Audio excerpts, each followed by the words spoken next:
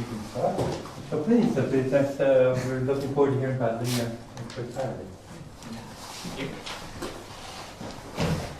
Thank you for being here.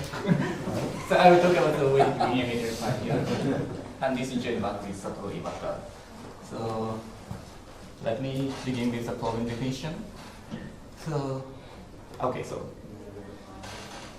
actually this result was presented in Stowe last year. So after the conference version, we simplified some of the arguments. So I will try to explain the simplified version of our argument, but it still contains many complicated arguments, but I will try to explain the essence of the formula. Okay, so let me begin with the problem definition. So in the weighted linear matrix parity problem, we are given a linear matroid, or we are given a matrix. So the row set is U and the column set is B, and this matrix over fixed field F. And in the problem, we are given a set of lines. This column set is divided into pairs.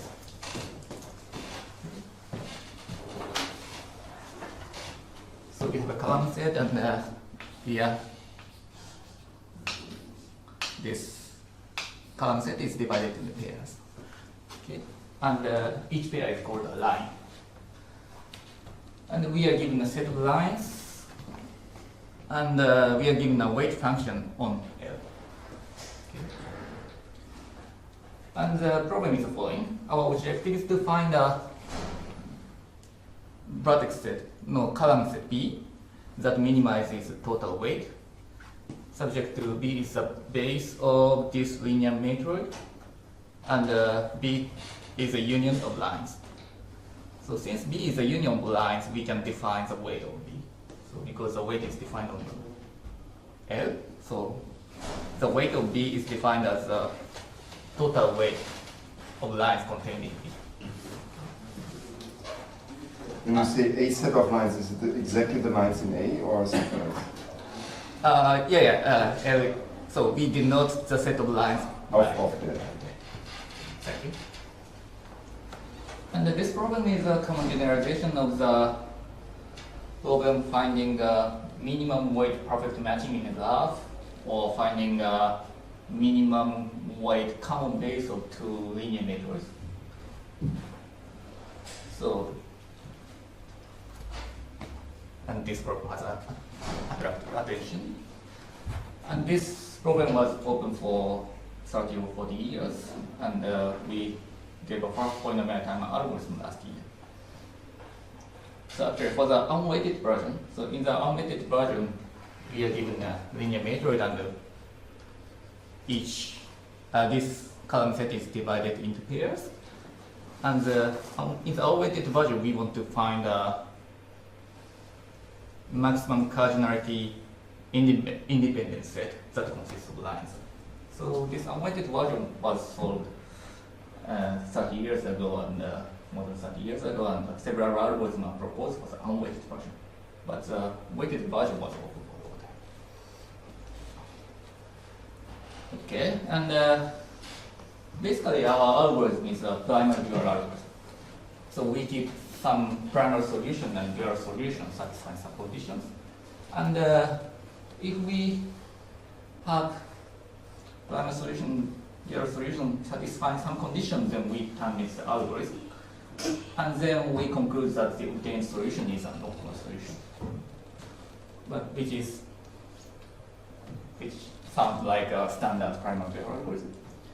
But our primal-dual algorithm is special because it is different from the standard primal-dual algorithm in the following sense.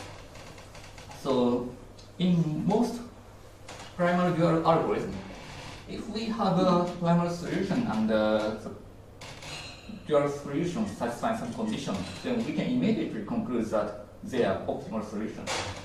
Because usually primal solution corresponds to an LB formulation of the problem, and the dual solution corresponds to the dual of the LB formulation.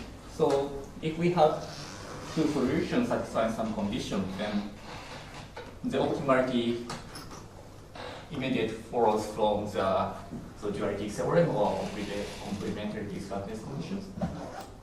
But unfortunately, we don't have any LP formulation of the weighted linear matrix parity program. So we keep a primal solution and a dual solution satisfying some condition, but it is not obvious that it is not easy to show the optimality of the obtained solution. So I think this is the most interesting point in our problem. So in this talk, I will focus on the optimality proof. So I will skip all algorithm part. So I want to talk about the optimality proof. So that is, if we have solutions satisfying some conditions, which I will describe later, then we can see that they are optimal. So this is the topic of my talk. So just one silly question. So is it easy to see, like, why does it generalize matroid intersection?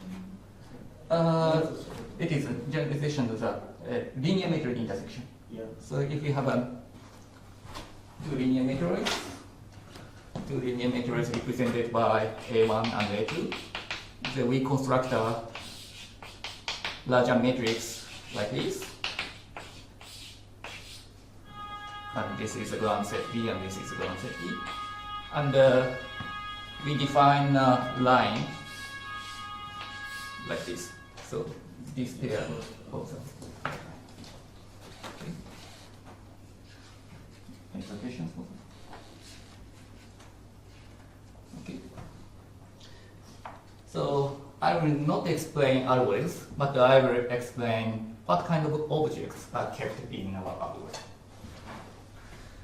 So in our algorithm, we keep a base of this linear matroid. So this is a set of columns. And this is not necessarily a parity base. So this is not necessarily union lines. Okay. And in our algorithm, we work on a superset of B. We will add some columns to B. So which we denote B star. And so we have to extend this base to a larger set B star. So B star is a subset of B star, and if we restrict B star to B, then it is the base of the original linear matroid. So we keep a superset and we keep a extended set of base. Okay. And in fact follows, when we draw a picture, each column is represented by a vertex. And a vertex in B star is drawn in blue, and what is this color? So I will draw a vertex in B star minus B star by white circle. Okay. And this represents a line. If they're connected by two lines, then it is called a line. Okay. And in the same way as the matching algorithm, we keep a set of blossoms, which we denote lambda. So lambda is a set of blossoms. So roughly speaking, the blossom is like this. So this is a formal distribution. So a blossom, so Hi, is a set of vertices in B star. And basically Hi consists of lines. So basically Hi is a set of, is a union of lines like this. And Hi has the property that if Hi contains a line that contains only one blue vertex, so this is called a source line, and each blossom contains at most one source line.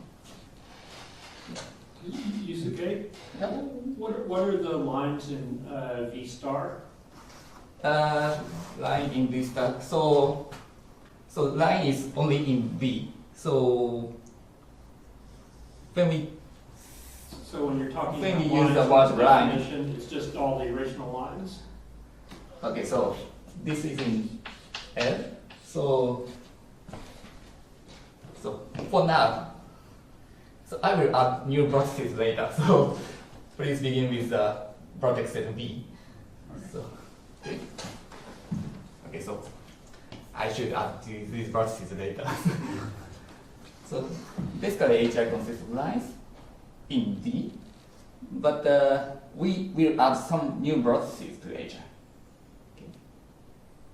And if we focus on B, HI contains at most one source line. So each line is a subset of V.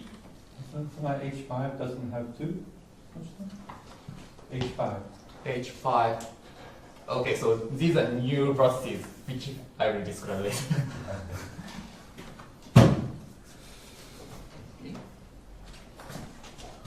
Okay, so if we consider only B, then this is a source line. So H1 and H3 contains source lines, and there contains only one source line. But the other blossoms contain no source line. Okay. And we want to add new vertices corresponding to these blossoms containing no source line. Okay. So for each blossom containing no source line, we add two new vertices, Vi and Ti. Okay. And I will add a new vertex Vi just outside Hi. So V2 here and T2 here.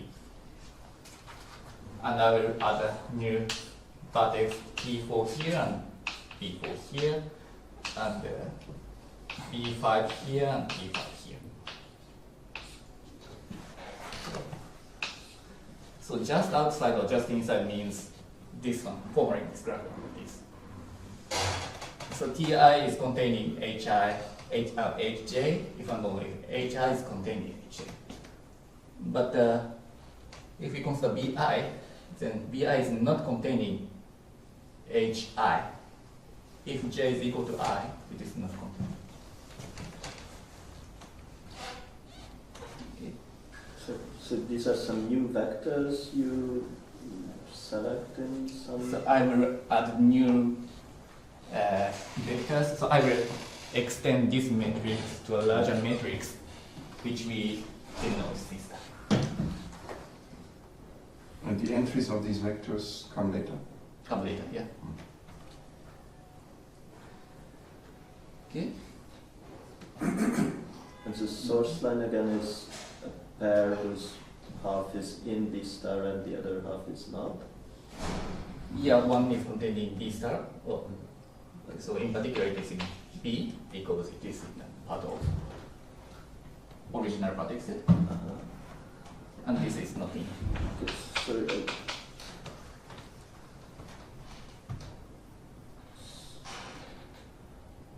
And which, so Ti is supposed to be just inside Hi, and that's only if Hi doesn't contain a source line?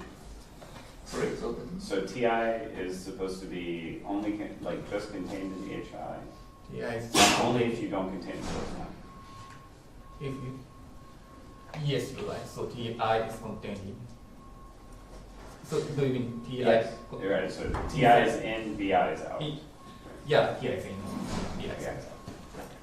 but then one of them we are going to B star or. Yeah, right. So and we just add two vertices, and actually we will color one of these two vertices as blue. So we have, I don't know which is blue, but okay, like this. And actually this is not a line, but we add these two new vertices. Wait, it's not a line? So why are you drawing that? It is not called a line, but But okay, we should think so of it in as, actually in our algorithm it acts like a line. So okay. I should need some names, but I will not use it in this talk. Okay. So T2, B3 will not be the source line. Right? Sorry, So they will not form one of these source lines. okay, yeah, this is not called a source line.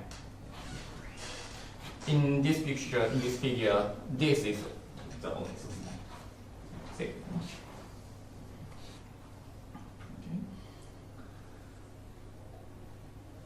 Okay, so you can forget these 6 lines, but please keep this picture in your mind. Okay.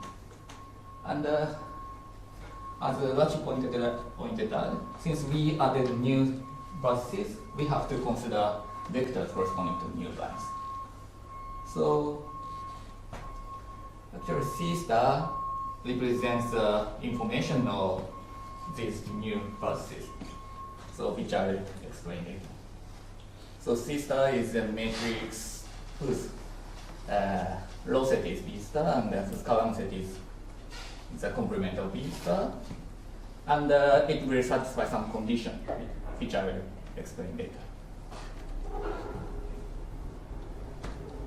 And in our algorithm, we keep dual variables. So dual variable consists of 2 functions. So one is a function defined on the bracket set B star, and the other is a function defined on the set of both.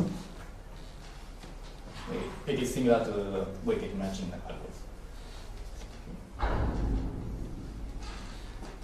And in our algorithm, we update them to make this base a parity base.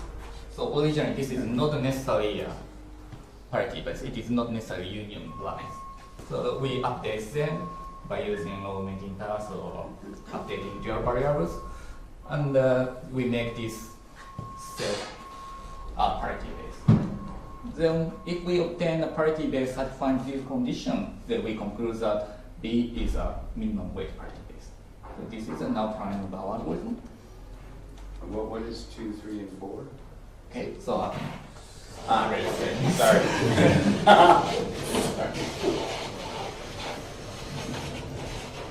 yeah, roughly speaking, these are dual feasibility.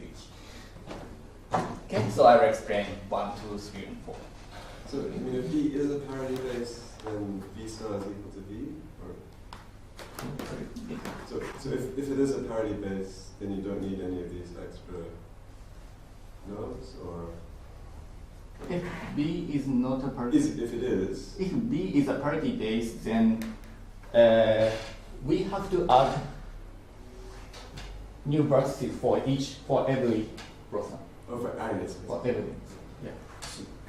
And so this the underlying linear matroid that you're working with is going to keep changing because you're going to add some guys to B star and remove some guys to B star depending on the blossom structure? Yeah, linear matroid will change, but we restrict the set. So if we restrict the bracket set to B, then it is the same. We just extend the linear matroid. Yes, but as you're updating the blossoms, then maybe you might change B star because it seems like you're adding and deleting stuff that depends on whether a blossom has. Okay, so I'm not sure. So also we have to keep a matrix. We don't care this matrix. We don't consider the linear matroid obtained by this matrix. We just keep a matrix. So I don't know. I'm not sure whether this matrix. I don't consider the property of the linear matroid obtained by the transformed matrix. So we just keep a matrix and we transform matrices. So originally we had only one matrix, and in our procedure we transform our matrix to another matrix. So of course the original matrix corresponds to the linear matrix, original linear matrix. But I'm not sure whether the obtained new matrix corresponds to some good matrix or not. Okay.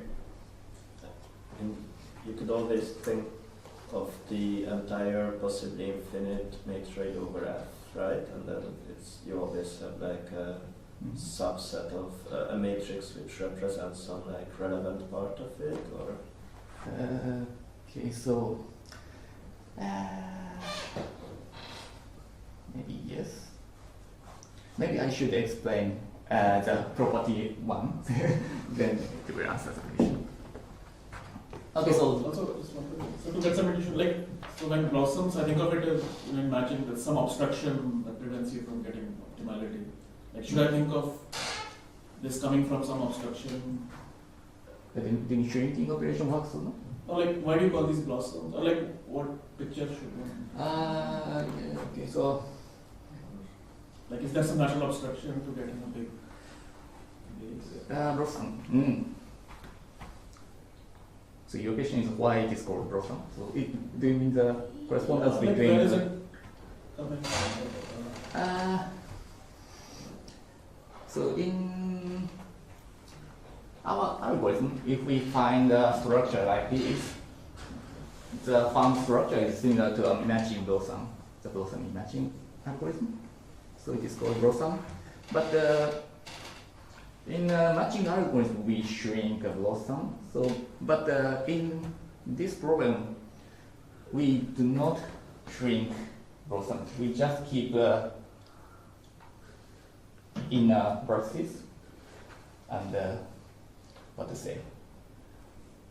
So in this sense, this is different from the matching blossoms. But yeah, in some sense, they are similar to matching blossoms, I think. so just one question. So can you like explain the optimality conditions easily with these blossoms? Like let's assume that B is already a parity base, then like how does this structure testify optimality?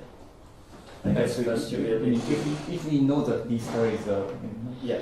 So then how can we conclude optimality? That it's like the best possible.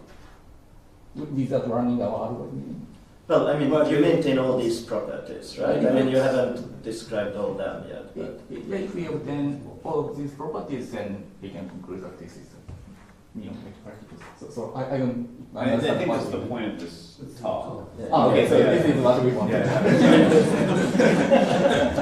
think let's just read it. Let's just read it.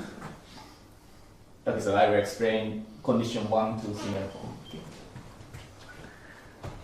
Okay, so of course we need information of the original matrix A, but instead of keeping this matrix explicitly, we can keep another matrix C. So since we have a base, so originally we have a column set B, and B is a subset of B that forms a base. Since B is a base, we can transform this matrix to this form by applying law transformations, since this is a non-singular matrix.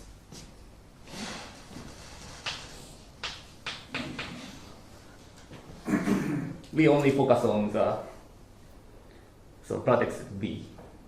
We ignore the newly added vertices. So instead of keeping the information of A, we just keep so we can keep the same information by using this matrix. Oh, this is U. This smaller matrix. But since we have an identity matrix here, this low set can be identified B, because there is a one-to-one correspondence between the low set and the base by using this identity matrix. So instead of keeping information A, we can keep a matrix whose low set is B and whose column set is B minus B. And we want to add new rows and columns to this matrix C. Okay. So let T be the set of newly added vertices. So this is V star minus D. So we start with this matrix and we add new row and columns to C. And this means since we have a identity matrix here, so adding row and column corresponding to, we extend this matrix to a larger matrix with a larger identity matrix here. So I mean, we add some elements here, and this part corresponds to T. Or in other words, this part corresponds to this row set. So in other words, this part corresponds to T. Okay. And in our algorithm, okay. Capital T is bi. What is the thing after bi comma ti such that hi contains no source line. Not hi stuff. hi contains no source line. Okay. Okay. So this is the set of newly added vertices. Okay. Okay. Okay. And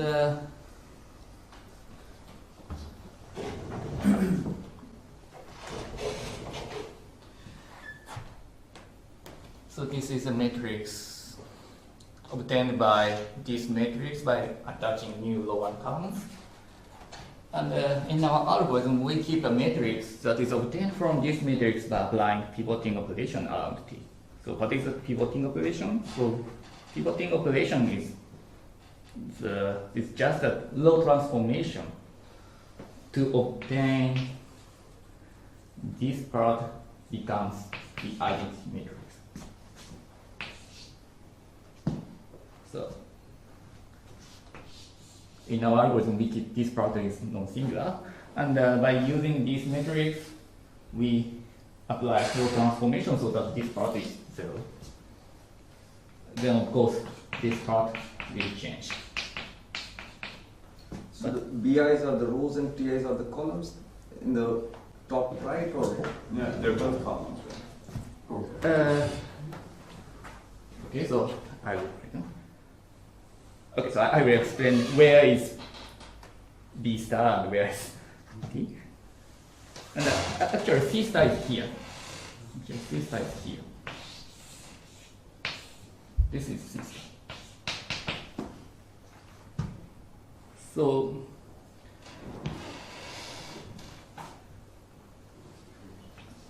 this is B star.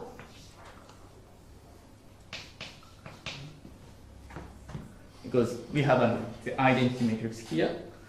So this is the base of the larger matrix. So I thought B star was supposed to have only one of BI and TI. Yeah. Doesn't it have both, or is T like yeah? So actually, this part is okay. So the union of this is B star, and actually this part is the intersection of B star and T. So T is divided into two parts. So one is the B star part, and the other is T minus B star. So T minus B star part is here. So the newly added vertices are corresponding to this part. Or in other words, this part is T minus B star. Oh, okay. So the parts. So T, sorry. Ah, okay, T was split in between the left and the right. Sorry, I thought it was only on the right side. Mhm. So the stuff that goes in B, you're putting it on the right side. The stuff that is not in B is on the left side. Yeah. Or B star. B star. Yeah. Okay, so this is a pivoting operation, and this represents where is B star and where is B star. So the condition 1 is this one. So officially, roughly speaking, so C star is obtained by from C by attaching new row and columns and applying pivoting operation around T. But we should know what the entries of B and T are supposed to be, right? Because otherwise, this is not very well defined. Okay, so the end. we fix T. So after after fixing T. Well, because they're artificial, right? So like, how did we choose with Bi and Ti the vectors that represent Bi and Ti? We have to choose them.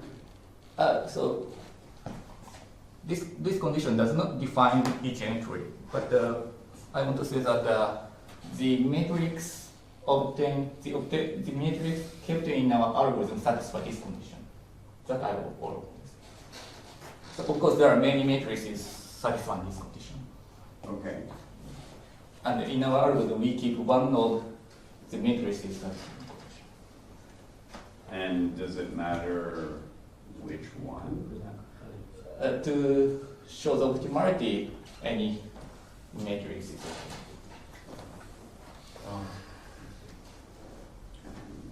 okay. I mean, you need to at least satisfy that, the columns that are in B star intersect T are like linearly independent, right, from the columns in the original B. Right. So yes, we have to it's have true, some. it's true. So it is containing this condition. This condition implies that we can apply the pivoting operation. In order to apply the pivoting operation, we need the condition that this part is not zero. Yeah. Okay. Yeah. Yusuke, also semantically, when you add T, right, this refers to that T, the pivoting, and so T is either partial to the left, partial to the right. On the left, you have the identity matrix, and then you pivot on the right-hand side. So why don't you just do it the other way around immediately, and because you seem to have freedom in the way you choose those matrices, but for some reason it seems you prefer having the elements in B star on the right-hand side, which are not forming an identity matrix, and then pivoting later on. Instead, because the left part is an identity matrix right, of T. The left part that you add. So what way? In this table here, exactly. Yeah. The left part, exactly right there, you have an identity matrix for the elements of T that you added. And on the right hand side, you have some star with kind of arbitrary entries, and you will probably explain to us later what precisely they are. And then you pivot. Right? But so for some reason, I just want to try to understand why do you have a star on the right hand side and then pivot instead of having the identity right away on the right hand side, if you have the choice of how to choose the elements. So there must be some reason why you first do that and then pivot, right? I mean, we could, for example, just start with the identity on the top left and the top right and zero underneath, and like, I could do that for any matrix. Yes, so if all you want to have is what you just told to us, then there seems to be no reason to do it in that order, right? So in order to show the optimality, system can be any matrix that can this condition. But in our algorithm, the system is determined by some procedure. So our algorithm to how to say. So in order to run our algorithm, we need some extra conditions of this stuff. But so what to say? So, but in this talk, I will use only this condition. So I will explain only this condition. But because in our algorithm we need more conditions, so I introduce this. So I will introduce this new concept, built-in operations. I will show you whether this answers your question.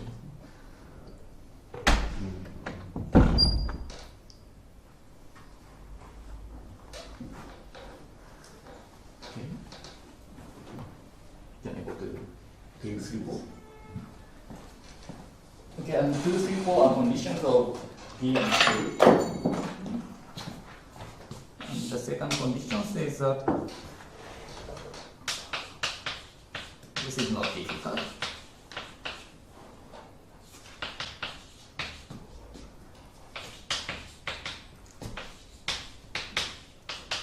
So if a line consists of V and its pair V bar, then the summation of the potential function is equal to the weight of the line for each line.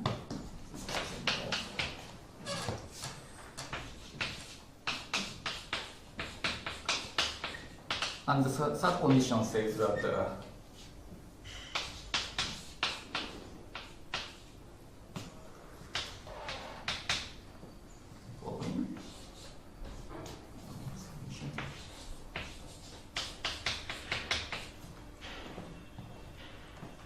HR is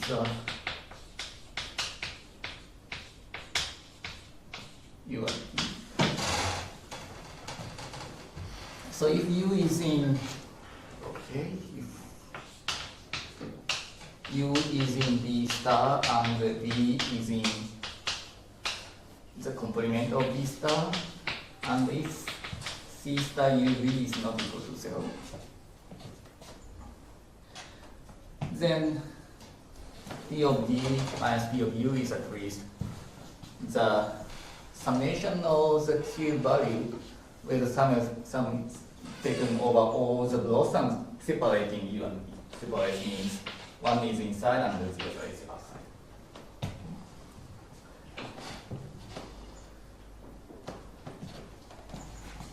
And the fourth condition is similar to the third condition, but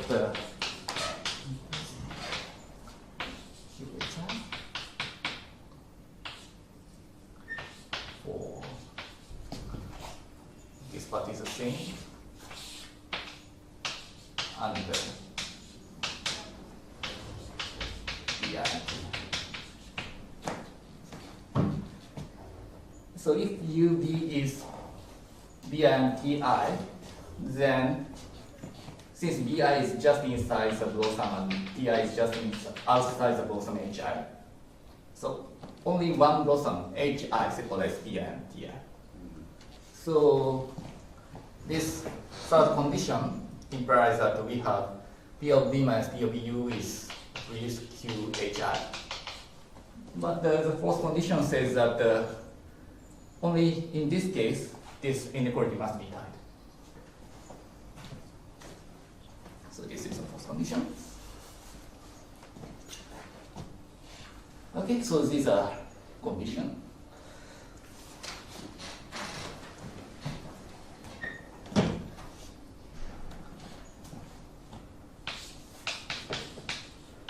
And our goal is to show that, so if B star, B star, C star, and P and Q satisfies these conditions, then B is the minimum weight parity base. So suppose we have these conditions, then if this is a parity base,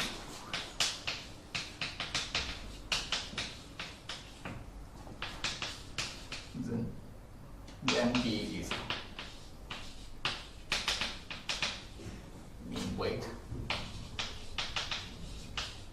parity base.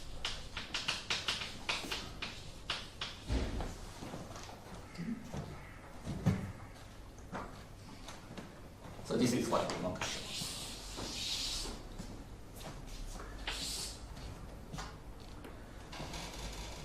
Okay.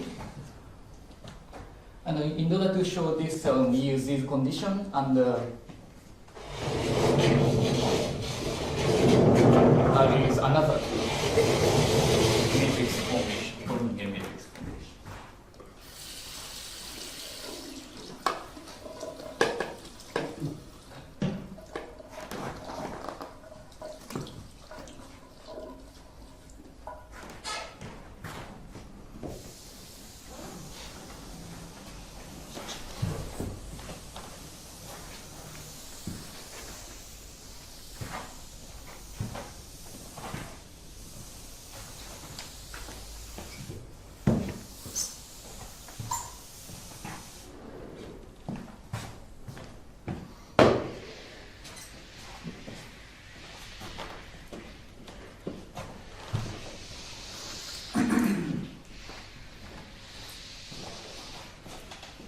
So this is my first time to use this device. So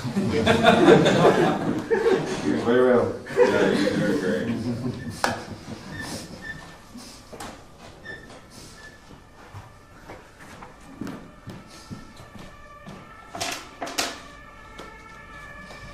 okay, so first we use the foreign lemma.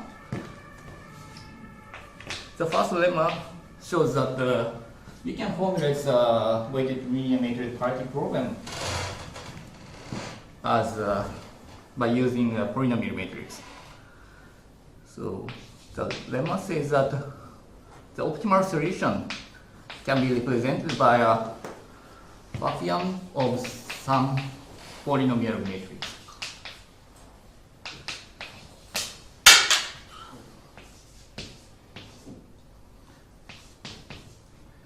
So opt is the optimal solution of the minimum weight parity program. And what is this matrix? This matrix is the following. So this is a polynomial matrix in theta, and this is a matrix of this form. So A is the original matrix, and this matrix is in the block diagonal form. Block form, and this part is a block diagonal form, and each block corresponds to a line, and this block is a 2x2 matrix. Sorry, what? Each block corresponds to a line, you said? Each block corresponds to a line. Yeah, okay. Yeah. So this. So we have two rows here and two columns here. Okay, so this is too small.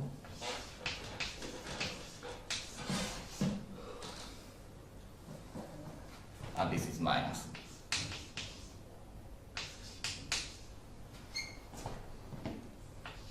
Too small. Okay.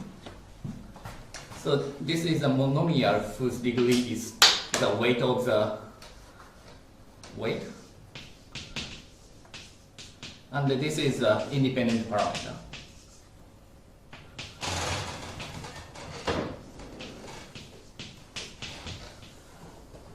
Sorry, how many parameters do we have? Indeterminate. So No, so we have one parameter for each line. L, for each line. So if we And the thing that's written in really small is theta to the W. Sorry. okay, so this is tau L times theta, and this is the Just minus the of it. Yeah. Minus. Okay. Okay. And it doesn't matter that the weight doesn't need to be integral or anything. Maybe. Integer, must be. I mean, We don't care about that. Well, we mentioned that the range. You do assume it's okay. So the Pfaffian is just a determinant of the skew symmetric matrix. Pfaffian skew symmetric matrix. The square of the Pfaffian is the determinant. Or the square of the determinant, yeah, sorry. Yeah. And so what is the Pfaffian? So Pfaffian is defined as following. So we define, we consider the graph. So let's say this is W. This is a skew symmetric matrix. And let's consider the graph whose product set is the row and column set of this matrix, and the edge set consists of non-zero elements of this matrix. So UD. Okay, this is E. And the Pfaffian is defined as summation over all perfect matching in G.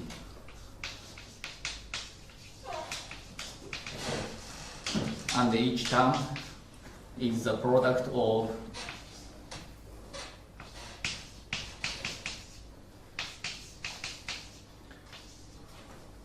elements corresponds to the edge set of the matching. And we don't define the sign. How do we define sign here? But an important property is that the determinant of the matrix is equal to the square of the Pfaffian.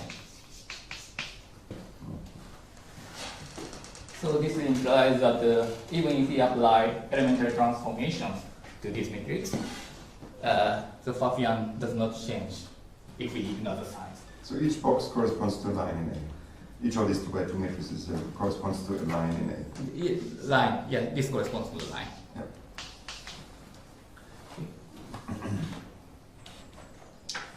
Okay, so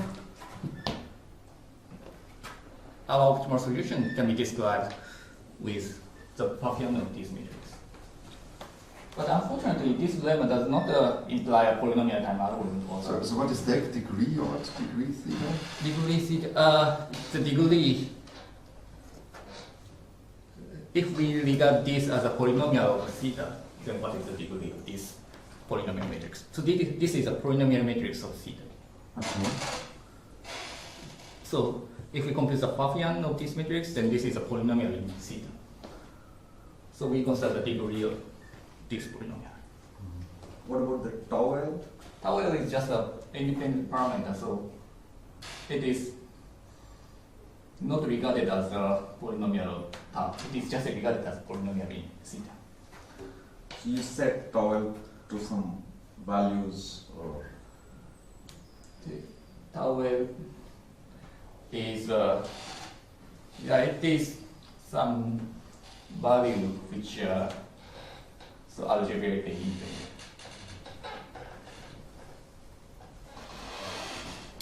Generic. Generic, yeah. you don't care about the coefficients, you only care about the degrees. So tau L won't matter. Sorry, I think So because you only care about the degrees and not the coefficients in front of those monomials, the tau L's won't matter. So it's just that the tau L's don't accidentally cancel out somehow. Yeah, yeah, Okay, right. that's So that's the yeah. purpose. It is independent because no accidental cancellation is Okay. happen. Yeah, but this lemma doesn't imply a polynomial-time algorithm because we need a computation of the polynomial matrix.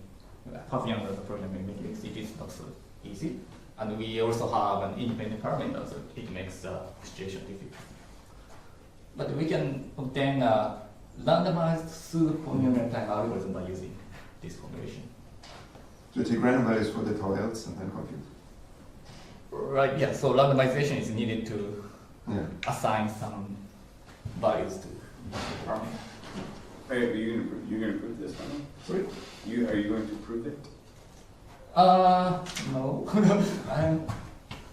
I mean, or Do you need to should we have some intuition as to why you would hope that to be true? I can. Well, but it counts the matchings, no? I mean, the Pfaffian counts the matchings, no? No, okay. Okay, so I will explain you later.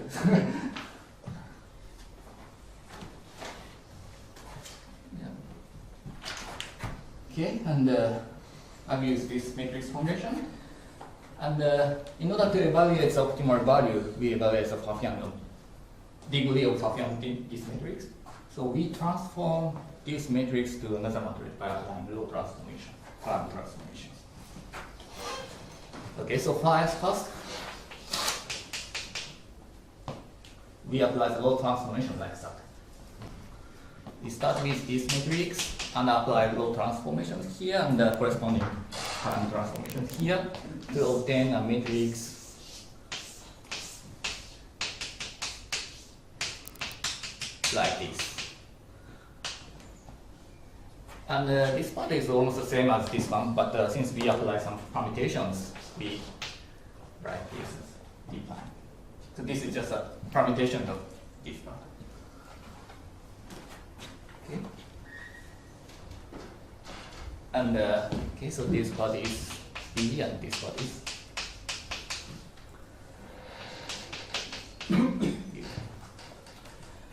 okay. And we attach some low columns to this matrix. Like that. Okay, so we add some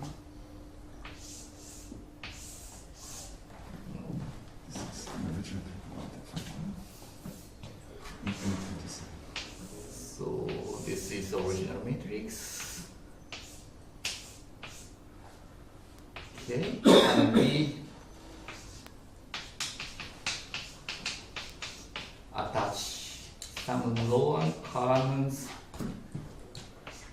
so that obtained matrix, obtained larger matrix has the same Pfaffian as the original one. So we have a larger matrix like this.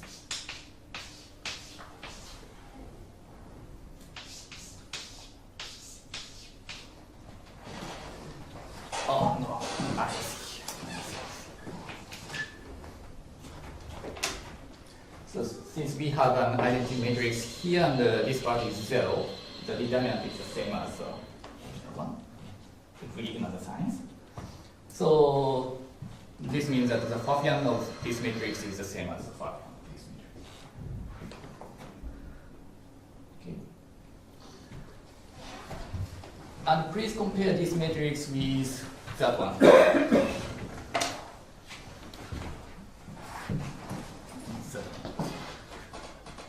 So actually this added part is T. So please ignore this part. Then the identity matrix and the C and some elements is transformed into this part, and this yellow part is C star. Okay, so we apply the same transformation to this part. Okay. Then we obtain a matrix of the form C star here, and 0, 1, I, 0.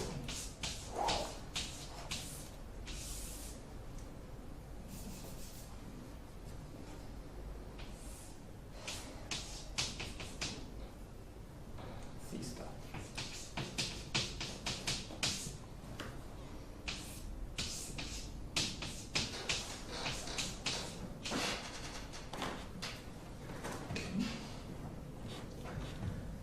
Okay, and the important point is that this matrix has the same Pfaffian as the original. Let's say this is the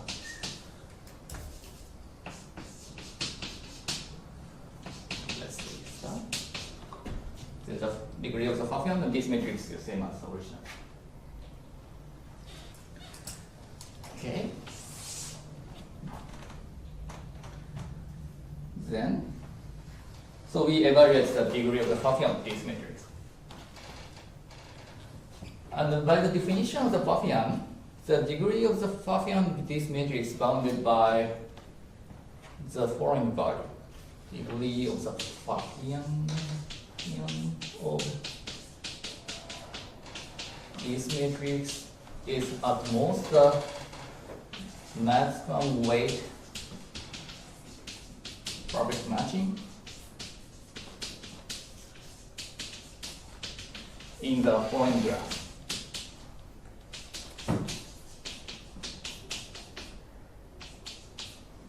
So in this graph, the vertex set is here, and the E star is corresponds to the non-zero elements in this matrix. And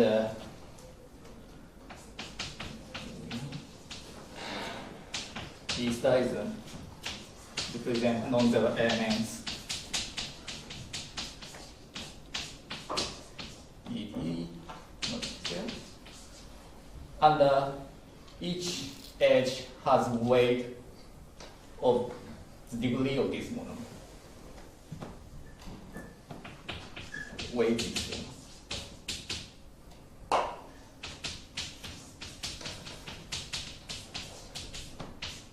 U of degree of this. Then, so by the definition of the Pfaffian, so Pfaffian is defined as point. So we take the summation over all perfect matching. So this varies at most the maximum weight of this matching this phi.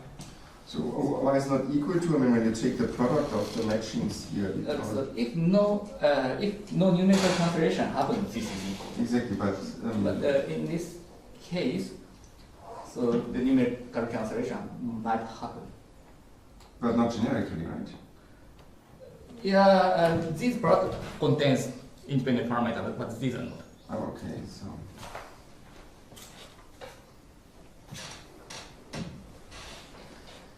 Okay.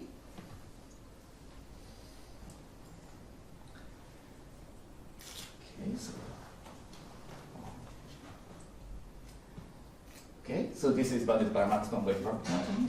And this is a standard perfect matching, maximum weight perfect matching. So we know the duality theorem for the maximum weight perfect matching program. So this is equal to minimum of, okay, so let's skip details. So minimum of something, yeah. So basically it means the summation of a function and the summation of odd components. Odd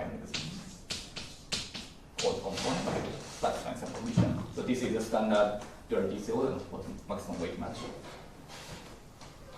And our strategy is that by using the original function P and Q, by using P and Q, we construct a feasible solution of this dual problem. And we skip details, but we can show that we can construct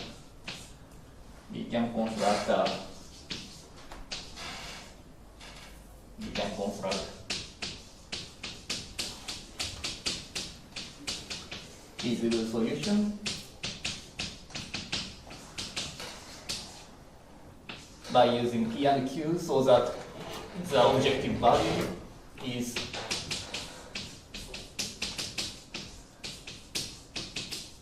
the summation of the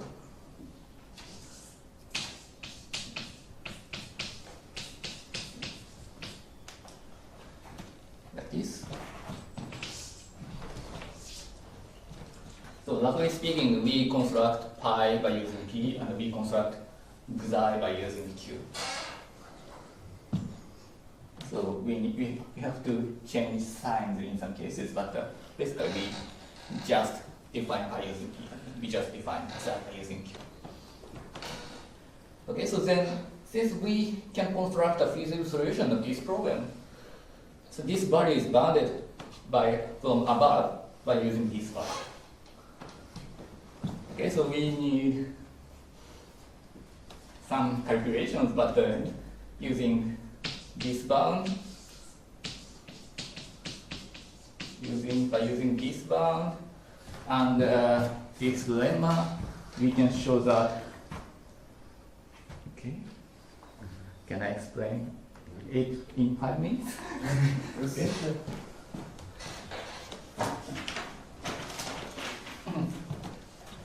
Okay, so if we have this claim, then by combining them, we can show that the optimal value is the most. We can show that the optimal solution. how can we show it?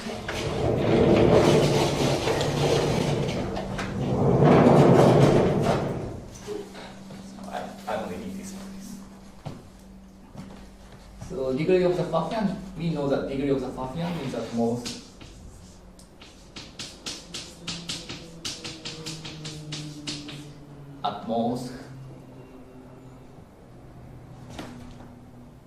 this value, the optimal solution of the minimum of something, the dual of the maximum weight perfect matching problem.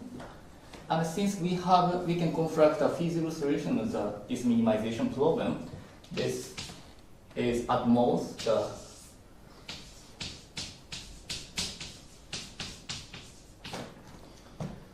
summation of the potential function, where the summation is taken over all V minus B. And,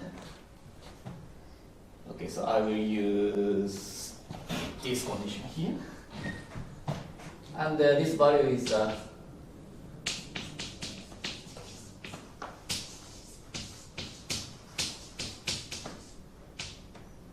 this value is equal to the summation of the weight of the line contained in V minus B by using the second condition.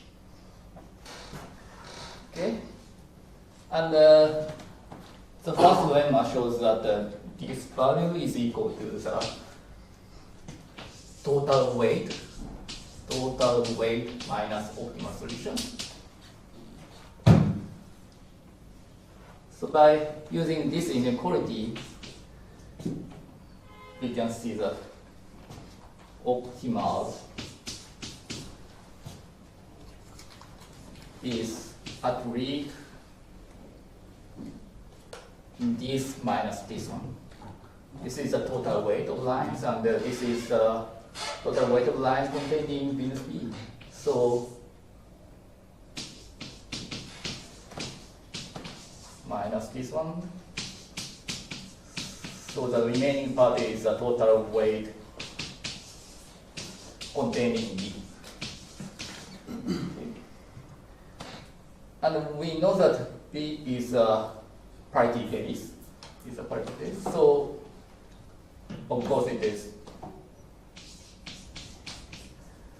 at least optimal solution. So this means the weight of the B is equal to the optimal solution. Okay. So I omitted this claim, but if we have this claim, then we can show the optimality like this. So an interesting point is that our dual solution, dual variable P and Q are not, they do not correspond to dual of the LP formulation of the original problem, but they can be used to construct a dual of the some deviated matching problem. So in this sense, our primal-dual algorithm is not a standard primal-dual algorithm, but they so these variables act what to say? These can be used to show the optimality. So I think this part is an interesting part of this problem. Okay, and this is the end of my talk. So thank you very much.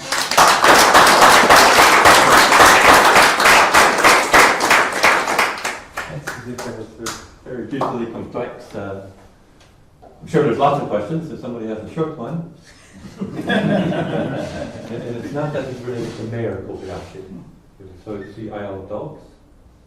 No one here's seen the movie Isle of Dogs? Well, do you know the movie Isle of Dogs? Isle of Dogs. It's the cartoon movie. I mean, it's the bad character is named Mayor Kobayashi. So you have one question. Is there any hope to get an LP description of your original problem? Might be possible. I don't have it for now, but might be possible. And does this complexity somehow get simpler for matching? Or you apply to some special case of matroid hierarchy? Algorithm. It is slower than the matching algorithm. Yeah, we need more time to learn this argument. Yeah, the running time is worse than the. No, I didn't mean the running time, I meant the optimality proof. If you restricted your problem rather than just doing general matrix parity, you restricted to some special case. Yeah. Like say matrix intersection or the matching problems as your optimality certificate. It's simple. Are you considering the automatic proof? Yes. I don't know. So you said that, I mean, the lemma on top of this, on the top left part, so that, as you said, it would provide a randomized pseudo-polynomial-time algorithm to obtain the optimal value. So, just wondering, so I guess if you use like some isolation lemma technique, can you get a randomized pseudo-polynomial-time algorithm to get an optimal solution that way? We can obtain a pseudo-polynomial randomized algorithm. I see. And I guess so you would probably just apply an isolation lemma, right? And then it would fall right away from the lemma. Right. That makes sense. You just assign some variables to independent parameters, and we compute the determinant or Pfaffian. Yeah, but this I think would only give you the optimal value. And if you want to find the actual solution, you would probably want to apply an isolation lemma to perturb the weights first, right? Because otherwise I don't see how you would read off an optimal solution from So you Fix mean? one. Yeah. If you can detect yes or no. I see. It's one bit. Yeah. Thanks, we better stop so we have lots of time for coffee if you'll need it for that.